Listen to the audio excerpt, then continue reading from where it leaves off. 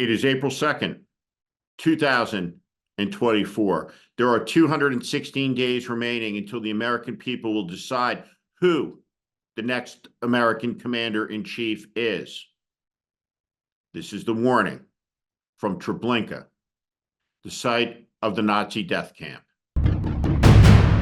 I'm standing in a field in Poland, in Treblinka, the death camp, part of Operation Reinhardt. 900,000 Jews were murdered here.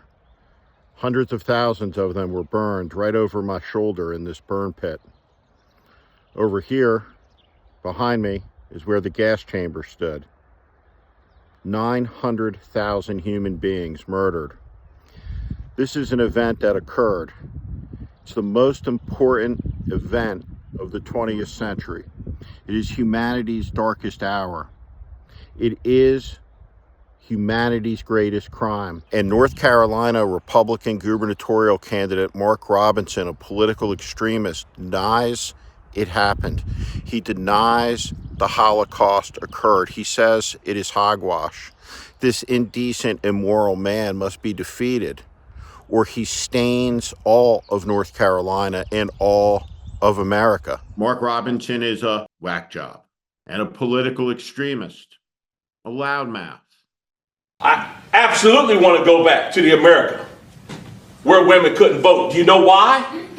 Because in those days we had people who fought for real social change, and they were called Republicans. A drunk at the end of the bar who has an answer for everything, an expert in all things. I believe the way that we do that and sustain that is by having a great education system and making reformations in our education system, removing agendas from the classroom and getting back to classical education, reading, writing, and mathematics, civics, history, and all those things that teach our children how to be great citizens of this constitutional republic. And so, of course, in this day and age, all it took to launch Mark Robinson's political career was an intemperate social media post about gun control, and voila, he is the Republican lieutenant governor of North Carolina, and soon this election denier may be governor.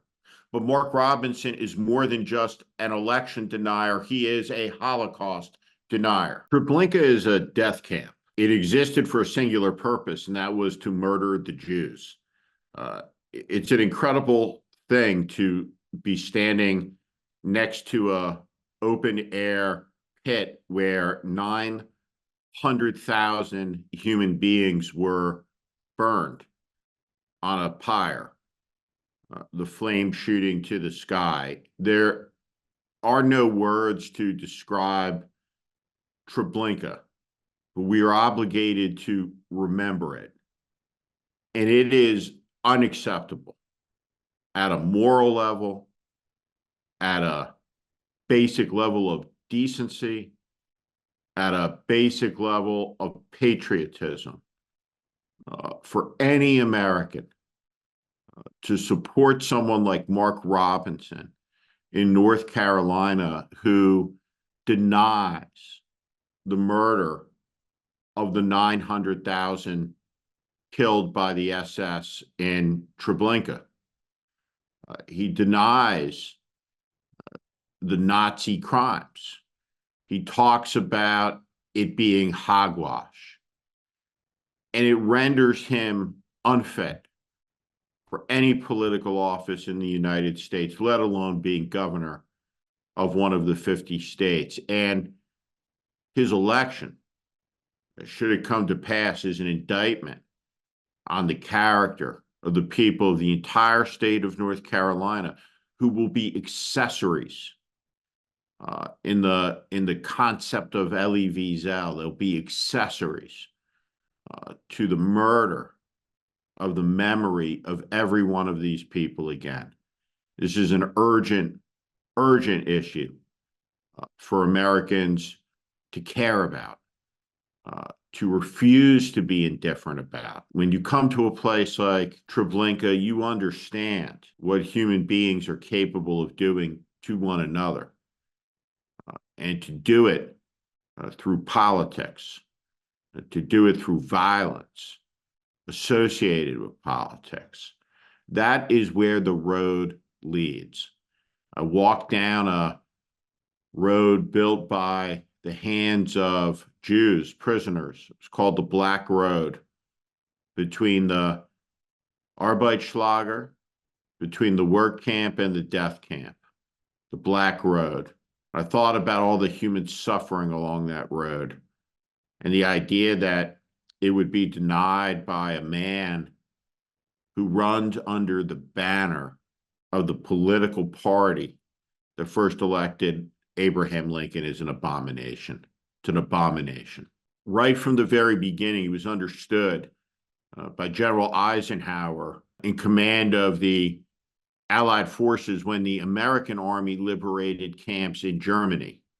The very first thing he did was to record what they had found, to order in as many media as possible, to create as many witnesses as possible, because he immediately understood that one day the crimes would be denied.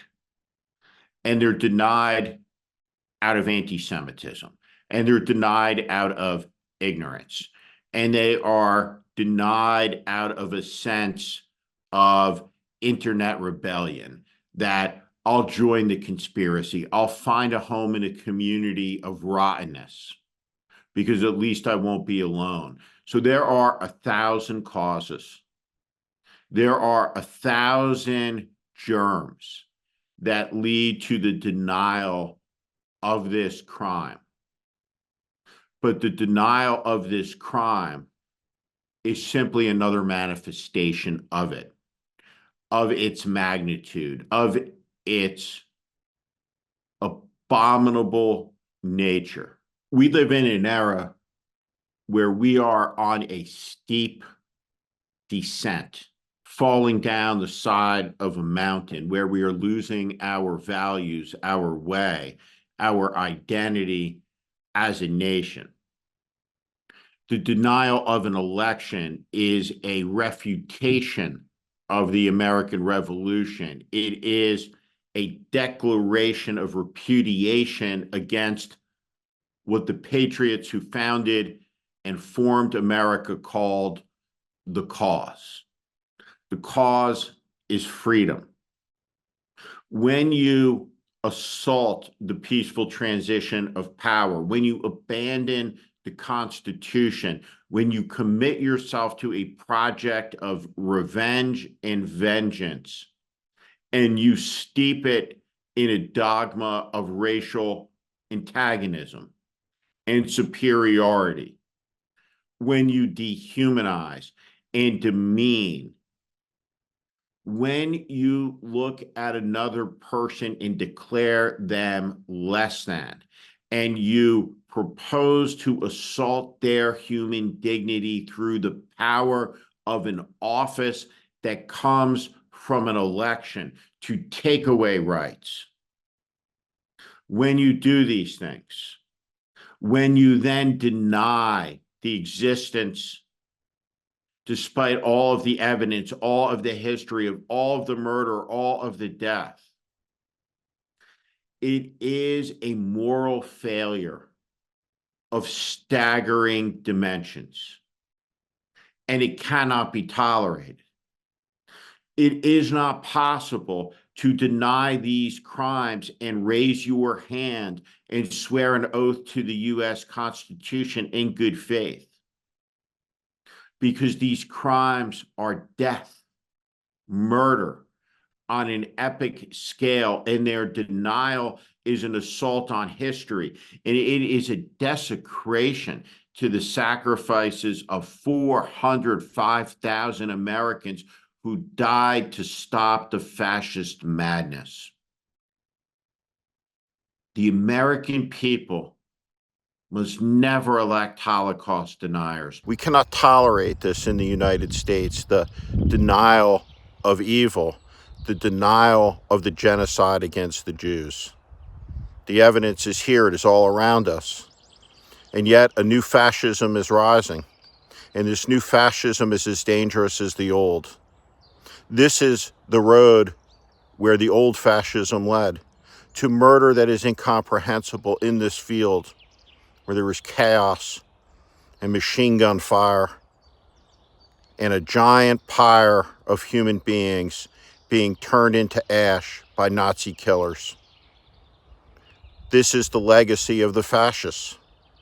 This is the legacy that some in America venerate and celebrate, and some, like Mark Robinson of North Carolina, who seeks a position of political office, deny.